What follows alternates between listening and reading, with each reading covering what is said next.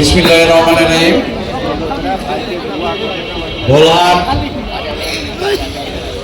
উপজেলা বিএনপি আয়োজিত ৪৪তম শহীদ প্রেসিডেন্ট জিয়াউর রহমানের সামনে ক্যামেরা দেন। এ দাদা ক্যামেরাটা একটু সাইডে করে দিন। পালন ক্যামেরাটা হ্যাঁ। সম্মানিত উপস্থিতি, প্রথমেই আমি আজকের এই সভাপতি আমার স্নেহভাজন ছোট ভাই ইয়াজদানি জর্জ আমাদের মাঝে উপস্থিত আছেন। আজকের এই অনুষ্ঠানের মধ্যমণি হিসাবে ভিডিওটার পুরো চাঁপাইনবাবগঞ্জ জেলার বিএনপির লড়াকু সৈনিক, যার দলে অনেক অবদান রয়েছে, চাঁপাইনবাবগঞ্জ জেলা বিএনপির সদস্য সচিব জনাব রফিকুল ইসলাম চাইনিজ ভাই, আমাদের মাঝে প্রধান বক্তা হিসাবে উপস্থিত আছে আমার বন্ধুগণ।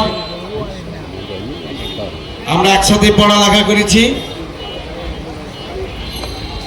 চাঁপাইনবাবগঞ্জ জেলার সাবেক সাংগঠনিক সম্পাদক আব্দুল সালাম তুহিন সহ অতিথিবৃন্দ উপস্থিত আছেন মঞ্চের সামনে। ভোলাহাটের বিএনপি সহ অঙ্গ সংগঠনের নেতৃবৃন্দ, সবার প্রতি রইল আমার আন্তরিক সালাম, আসসালামু আলাইকুম। আমি আমার বক্তব্য প্রথমেই শহীদ প্রেসিডেন্ট জিয়াউর রহমানের আত্মার মাগফিরাত কামনা করে আমার বক্তব্য শুরু করছি। আপনারা জানেন, যারা এখানে বয়োজ্যেষ্ঠ রয়েছেন, তরুণরা অনেকেই হয়তো তাদেরকে ইতিহাস পড়তে হয়। আপনারা জানেন যে একটা উদ্দেশ্য নিয়ে এই দেশটি কিন্তু স্বাধীন হয়েছিল 1971 সালে 16ই ডিসেম্বর। পশ্চিমা গোষ্ঠী একটা বৈষম্যমূলক আচরণ করার কারণে আমাদের দেশে কিন্তু যুদ্ধ সংগঠিত হয়েছিল। আপনারা জানেন যে 25শে মার্চ 1971 সালে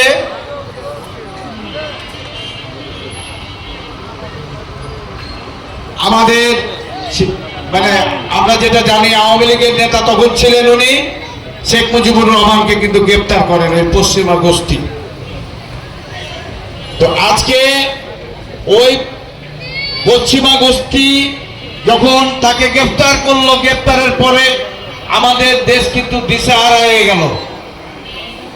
কিন্তু আমাদের কথা ছিল ওই পশ্চিমা গোষ্ঠীর কাছ থেকে আমাদের এই দেশকে স্বাধীন করতে হবে। এই দায়িত্ব কে নেবে? কেউ নেওয়ার মতো ছিল না। সেই সময় জীবনের উপরে ঝুঁকি নিয়ে আমাদের এই বিএনপির যিনি প্রতিষ্ঠাতা শহীদ প্রেসিডেন্ট জিয়াউর রহমান, উনি কিন্তু এই রিস্কটা নিয়েছিলেন।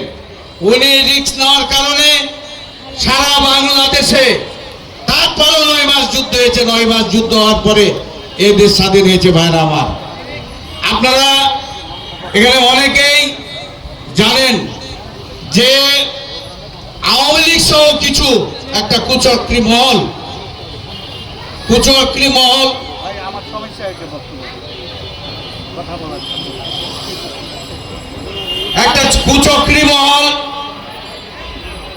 সেই সময় বর্তমান সময়ে তারা প্রচার করে যে স্বাধীনতার ঘোষক শহীদ প্রেসিডেন্ট জিয়াউর রহমান না। তো ওনারা বলেন 7ই মার্চ। তো 7ই মার্চে যদি স্বাধীনতা দিবস হয়, তাহলে আপনারা ওই শেখ মুজিবুর যখন এদেশের দায়িত্ব ভার গ্রহণ করেছিলেন, তারপরে শেখ হাসিনা দায়িত্ব পালন করেছেন এদেশের, তখন আপনারা 7ই মার্চ স্বাধীনতা দিবস করেননি কেন? না ঠিক না? ঠিক না? অতএব এই যে একটা বিকৃত ইতিহাস করার চেষ্টা করে, এটা আসলে ঠিক না। এটা কোনোদিনই মুছে ফেলতে পারবেন না। শহীদ প্রেসিডেন্ট জিয়াউর রহমানের যে কৃতিত্ব, শহীদ প্রেসিডেন্ট জিয়া রহমানের জীবনের ঝুঁকি নিয়ে যে স্বাধীনতার ঘোষণা, এই পৃথিবী যতদিন থাকবে ততদিন মুছে ফেলার কোনো সুযোগ নাই ভাইরা আমার। আমি বক্তব্য বাড়াবো না, কারণ এখানে আরো সিনিয়র বক্তা যারা রয়েছেন বক্তব্য দিবেন। শহীদ প্রেসিডেন্ট জিয়া রহমান একটি সিপাহী জনতার বিপ্লবের মধ্য দিয়ে এদেশের দায়িত্ব ভার গ্রহণ করেছিলেন। উনি জোর করে দখল করে এদেশের দায়িত্ব নেন নাই। সিপাহী জনতার আন্দোলনের মধ্য দিয়ে উনি আসার পরে পরে যে দেশে রক্ষী বাহিনীর দ্বারা শত শত মানুষ খুন গুম হয়েছে, উনার আসার আগে শত শত নয় হাজার হাজার মানুষ ৭৪ সালে দুর্ভিক্ষে মানুষ মারা গেছে। জিয়া রহমান আসার সাথে সাথে সারা দেশে শান্তি ফিরে এসেছিল। ঠিক না ভাই? আইনের শাসন প্রতিষ্ঠিত হয়েছিল। ঠিক না ভাই? গণতন্ত্র প্রতিষ্ঠিত হয়েছিল। ঠিক না ভাই? তাহলে কিছুদিন আগে একটা সরকার ছিল, আর তারপরে শহীদ প্রেসিডেন্ট জিয়া রহমান যখন দায়িত্বে আসলেন সাথে সাথে সবকিছু পরিবর্তন হয়ে গেল। তাহলে আমরা মনে করবো সরাসরি মহান সৃষ্টিকর্তা আল্লাহ তাআলা ওনাকে সহযোগিতা করেছিলেন।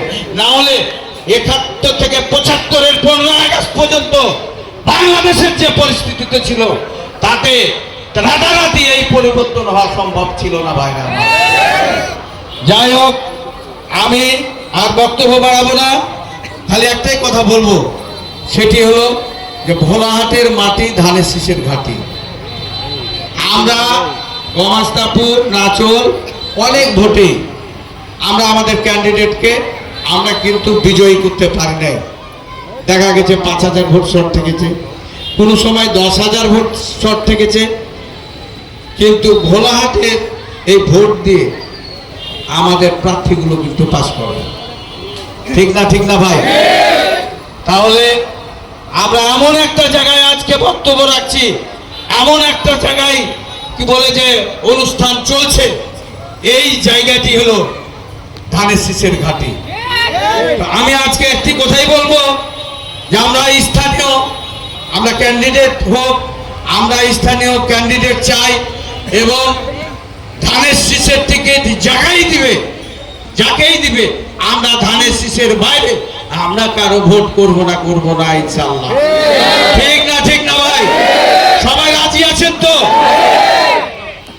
আমি আর বক্তব্য না বাড়িয়ে,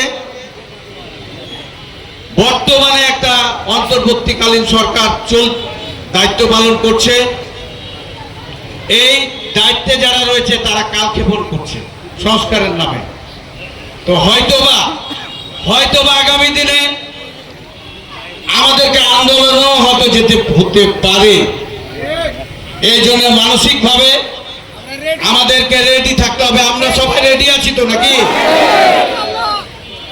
অতএব আমরা আজকের এই সভার মাধ্যমে এই সরকারকে বলতে চাই, দ্রুত নির্বাচন দিয়ে আপনারা রাজনৈতিক যে দল রয়েছে এই দলকে আপনারা দায়িত্ব হস্তান্তর করুন, নয়তোবা শীঘ্রই আপনাদের বিরুদ্ধে জনগণ কিন্তু আন্দোলনে যাবে। আমি আমার আর বক্তব্য না বাড়িয়ে, আপনারা আজকে এখানে উপস্থিত হয়ে এই সভাকে সাফল্যমণ্ডিত করেছেন, এবং ভোলাহাটের যারা নেতৃত্বে আছে তারা আমাদেরকে এখানে উপস্থিত করে এই যে দুটি কথা বলার সুযোগ করে দিয়েছেন, এবং এই জন্য সবাইকে ধন্যবাদ জানিয়ে, সবার প্রতি কৃতজ্ঞতা জ্ঞাপন করে, সবার সুস্বাস্থ্য কামনা করে, সবার দীর্ঘায়ু কামনা করে আমি আমার বক্তব্য শেষ করছি। খোদা হাফেজ। বাংলাদেশ জিন্দাবাদ, বাংলাদেশ জাতীয়তাবাদী দল জিন্দাবাদ, শহীদ জিয়া অমর হোক, বেগম খালেদা জিয়া জিন্দাবাদ, তারুণ্যের অহংকার তারেক রহমান জিন্দাবাদ। আসসালামু আলাইকুম।